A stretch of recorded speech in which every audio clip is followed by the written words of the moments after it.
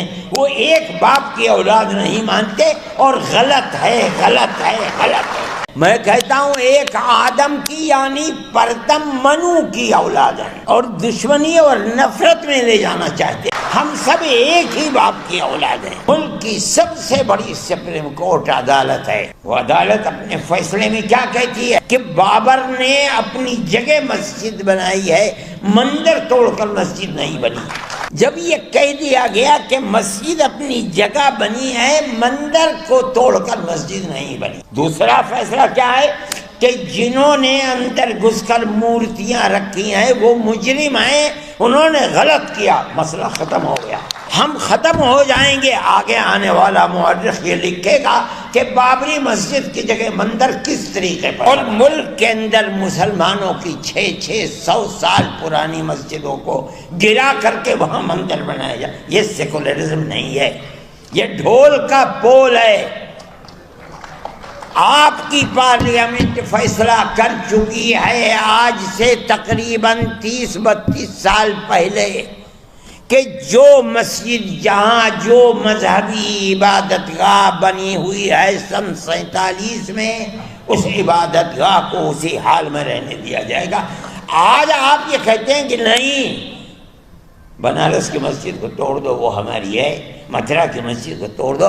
آپ کے کردار کا اور پارلیمنٹ کا کیا اعتبار ہے یہ بتائیے؟ کیا چیز ہے پارلیمنٹ کے اندر؟ پارلیمنٹ ایک قانون کو بناتی ہے، آپ اس قانون کو ٹھوکر مار دیتے ہیں۔ آپ جو قانون آج بنا رہے ہیں کل کو دوسرا اسے ٹھوکر مار دے گا۔ یہ تو آپ نے ایک ریت اور رواج کر دیا، ہمیں کوئی غرض نہیں ہے، اور حکومت خاموش بیٹھی ہوئی ہے۔ میرے بھائی، جمعیت علماء حکومت کا لحاظ کرتی ہے، جن کو حکومت ہے ہمارے ملک کے عوام نے ان کو بیٹھالا ہے، ہمارے ملک کی اکثریت نے دستور کے مطابق ان کو ووٹ دیا ہے، ہم نے ووٹ دے کر کے انہیں بیٹھالا ہے۔ ہم یہ سمجھتے ہیں کہ ان کو ملک کے دستور کے اندر اس طریقے کی تشریح جس سے ملک کے ایک بہت بڑے طبقہ 20-25 کروڑ لوگوں کے حقوق کو آپ ٹھوکر مار رہے ہیں، ملک اس طرح امن و امان کے ساتھ نہیں چل پائے گا۔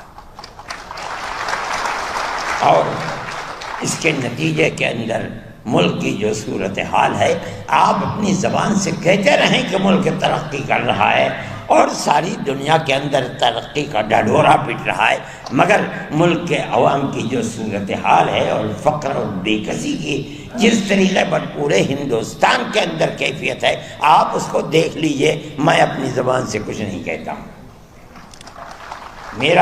میں ایک مذہبی آدمی ہوں، میرا اپنا ایمان اور یقین ہے کہ اللہ جو چاہتا ہے وہ کرتا ہے،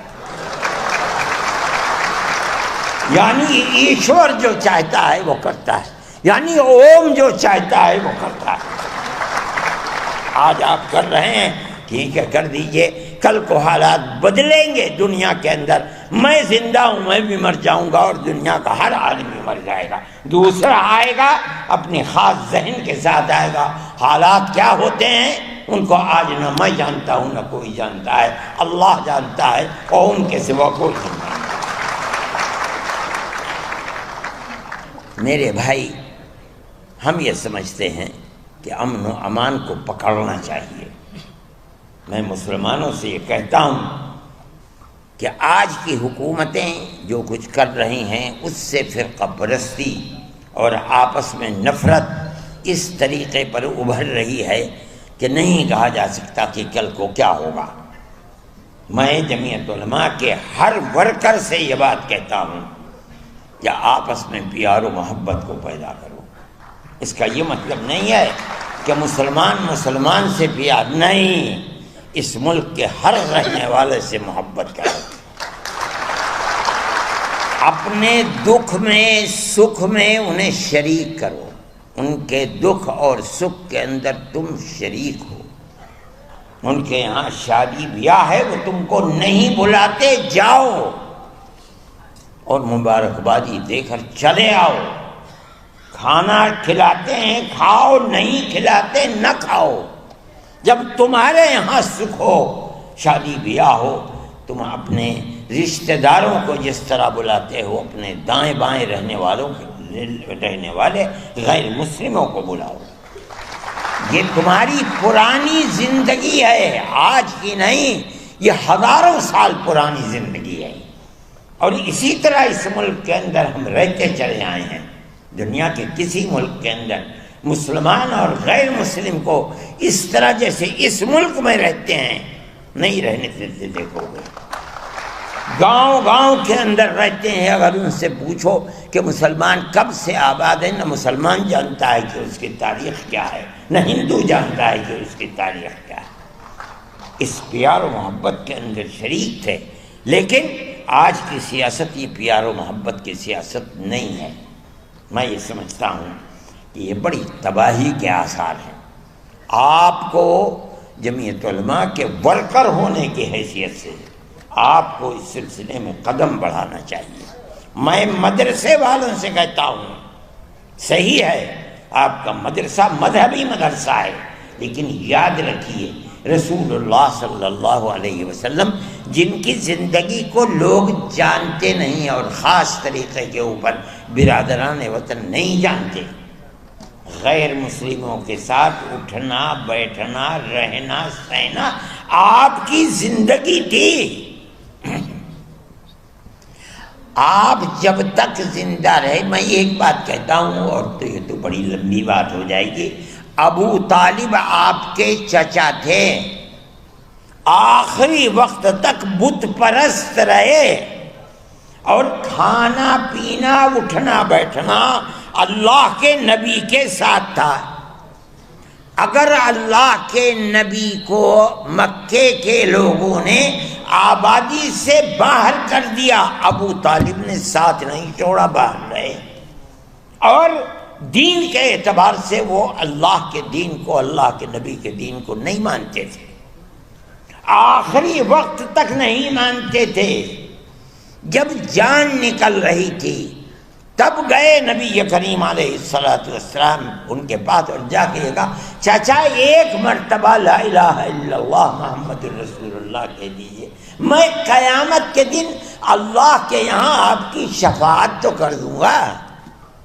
ابو جہل وہاں کھڑا ہوا تھا، ابو جہل نے کہا ابو طالب کیا کہیں گے تمہارے بعد لوگ، کیا آخری وقت میں اپنے باپ دادا کے دین کو چھوڑ دیا؟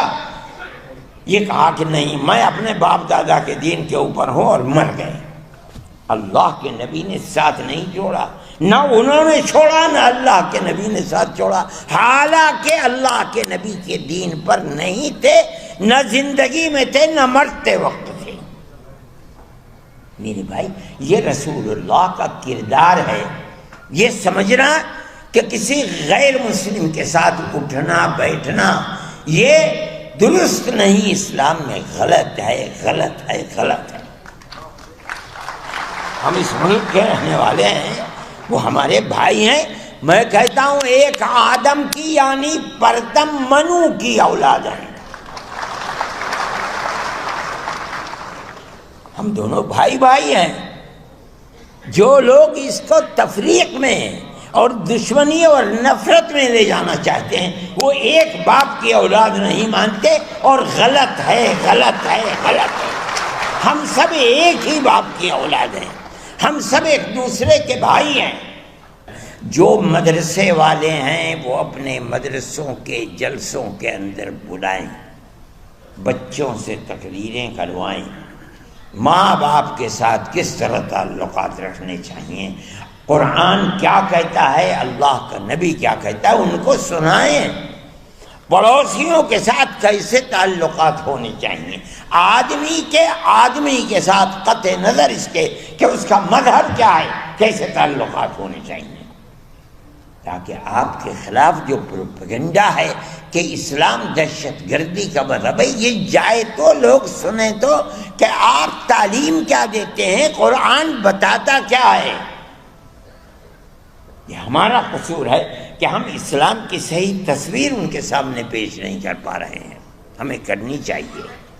میں یہ بات کہتا ہوں اور آپ میری اس بات پر غور فرمائیں آپ جہاں مدرسہ قائم کرتے ہیں اس مدرسے کے اندر اپنے ان بھائیوں کو بلائیے، ان کے سامنے اپنے اس پروگرام کو پیش کیجئے جو انسانیت کا پروگرام ہے اور جو قرآن سے ثابت ہو رہا ہے، جو اللہ کے نبی سے ثابت ہو رہا ہے۔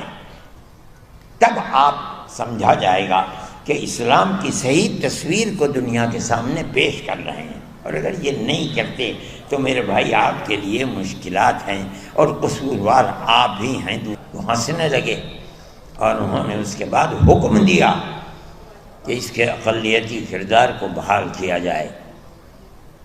اس کے اقلیتی کردار کو، جو وزیر تھا، کپل سبل منسٹر تھے اس وقت، جب انہوں نے کہا اور سونیا جی نے کہا کہ اس کے اقلیتی کردار کو بحال کیا جائے، کر نہیں سکے کپل سبل۔ انہوں نے سلمان خورشید کو لکھا۔ سلمان خورشید کے نے، مجھے پتہ چلا رمضان میں کہ سلمان خورشید کو انہوں نے کہا، میں نے ان کو ٹیلی فون کیا، میں نے کہا کیا سلمان خورشید صاحب، کپل سبل جی جو منسٹر ہیں، وزیر تعلیم ہیں، کیا انہوں نے آپ کو لکھا ہے؟ کہا کہ ہاں مجھے لکھا ہے، میں اس کا جواب دوں گا۔ میں نے کہا کہ اگر مسلم مفاد کے خلاف آپ نے جواب دیا تو قیامت تک مسلمان چھوڑے گا نہیں، یاد رکھیے گا۔ کہنے لگے نہیں، جو اصل حقیقت ہے میں وہی لکھوں گا جواب کیوں۔ میں نے کہا بڑی اچھی بات ہے۔ انہوں نے جواب دیا اور اقلیتی کردار کو بحال کر دیا گیا۔ آج لوگ جاننے والے نہیں ہیں جمعیت علماء کو، نہیں جانتے کہ جمعیت علماء کا کردار کیا رہا ہے۔ سیکولرزم کی حفاظت جمعیت علماء نے کی ہے، ورنہ ملک کا دستور، میں اگر نام لوں کہ وہ کون لوگ تھے جو گاندھی جی کو مجبور کر رہے تھے کہ ملک اب سیکولر دستور نہیں ہوگا، لیکن جمعیت علماء کے سامنے گاندھی جی بھی اور جواہر لال نہرو بھی اور دوسرے لوگ بھی مجبور ہوئے اور انہوں نے سیکولرزم کو قبول کیا۔ اور جمعیت علماء کہ اس مطالبے کے سے کبھی کانگریس باہر نہیں جا سکی، اور اگر کانگریس باہر نکلنے کی دائیں بائیں ہوئی تو کوئی نہیں بولا۔ جمعیت علماء تنہا وہ جماعت تھی جس نے اس کے خلاف جیل بھرو تحریک کو چلی۔ اور مجھے خوب یاد ہے کہ جمعیت علماء کے سارے ملک کے لوگ دلی کی کالی مسجد کے اندر تھے، اور سونیا جی نے، اندرا جی نے ایک سفید کاغذ کے اوپر دستخط کر کے جنرل شاہ نواز کو بھیجا، اور وہ آئے کالی مسجد میں، اور انہوں نے ان کے سامنے وہ تحریر دی ان کے دستخطوں کی کہ اندرا جی نے بھیجا ہے، آپ کے جو مطالبات ہوں آپ اس میں لکھ دیجئے، میرے دستخط ہیں اور مجھے وہ مطالبات منظور ہیں۔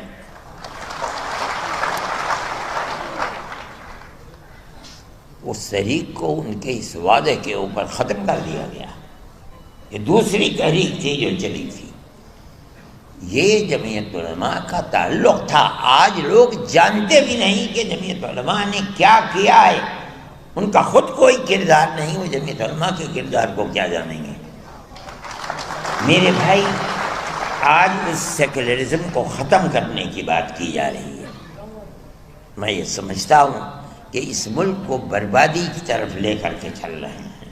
وہ اگر یہ سمجھتے ہیں کہ سیکولرزم صرف ان کے دو کھٹکتے ہیں، ان کو سب سے پہلے مسلمان اور دوسرے درجے کے اندر عیسائیت۔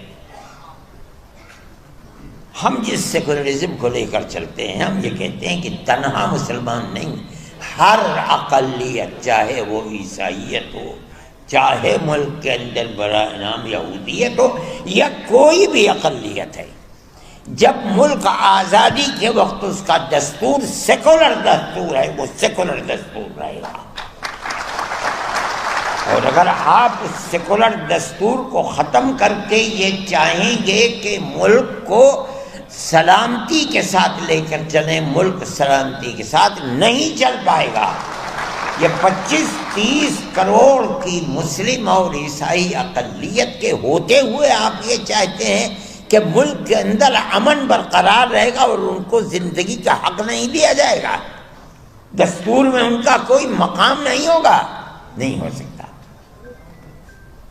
آج آپ کے ہاتھ میں طاقت ہے، آپ یہ سمجھتے ہیں کہ جس مسجد کو چاہیں آپ لے لیں، جس طرح چاہے لے لیں۔ آپ نے جس مسجد کو لیا ہے وہاں بھی ٹھوکر کھائی ہے۔ ہم جانتے ہیں جمعیت علماء نے اس کے کیس کو لڑا ہے۔ جس دن سے مسئلہ چل رہا ہے سن 51-52 سے، اس وقت سے لے کر آج تک اس کے کیس کو جمعیت علماء لڑتی رہی ہے۔ ہم نے کتنے کروڑ روپیہ اس کے اوپر لوور کورٹ، ہائی کورٹ اور سپریم کورٹ کے اندر خرچ کر دیا۔ ہمارا کوئی پیسہ نہیں تھا، قوم نے دیا، ہم نے اس کو خرچ کیا اور ہم برابر لڑتے رہے۔ مسئلہ کیا تھا لڑائی کا؟ مسئلہ آپ سمجھیے، ہم لڑنے والے ہیں، ہم جانتے ہیں۔ مسئلہ یہ تھا کہ جس جگہ بابری مسجد بنی ہے وہ مسجد کی اپنی جگہ ہے یا یہ رام جنم بھومی ہے، یہاں رام کا مندر تھا، بابر نے اس مندر کو توڑ کر یہاں مسجد بنائی ہے۔ مسئلہ یہ تھا، اسی مسئلے کے اوپر لڑائی ہم لڑ رہے تھے۔ آپ کو یاد ہوگا کہ آثار قدیمہ نے اس کی کھدائی کروائی تاکہ مندر کے باقیات نیچے سے نکلتے ہیں، نہیں نکلتے، باقیات نہیں نکلے، کوئی پتھر نہیں نکلا، کوئی ستون نہیں نکلا، اور آثار قدیمہ نے اس کے اندر کامیابی حاصل نہیں کی۔ اب آپ دیکھیے، ملک کی سب سے بڑی سپریم کورٹ عدالت ہے، وہ عدالت اپنے فیصلے میں کیا کہتی ہے؟ اس فیصلے میں عدالت نے کہا ہے کہ مسجد اپنی جگہ ہے، کسی مندر کو گرا کر مسجد نہیں بنائی گئی، ختم ہو گیا۔ ہمارا جو مقدمہ 50-70 سال سے چل رہا تھا، ہم اس مقدمے کے اندر کامیاب ہیں کہ بابر نے اپنی جگہ مسجد بنائی ہے، مندر توڑ کر مسجد نہیں بنی۔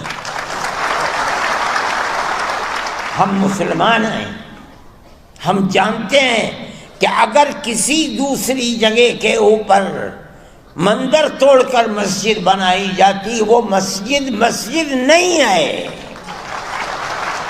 مسجد وہ ہے جو مسجد کی جگہ ہے اور اس جگہ کو وقف کیا گیا ہے۔ ہم تو اس مقدمے کے اندر کامیاب ہیں۔ جب یہ کہہ دیا گیا کہ مسجد اپنی جگہ بنی ہے، مندر کو توڑ کر مسجد نہیں بنی۔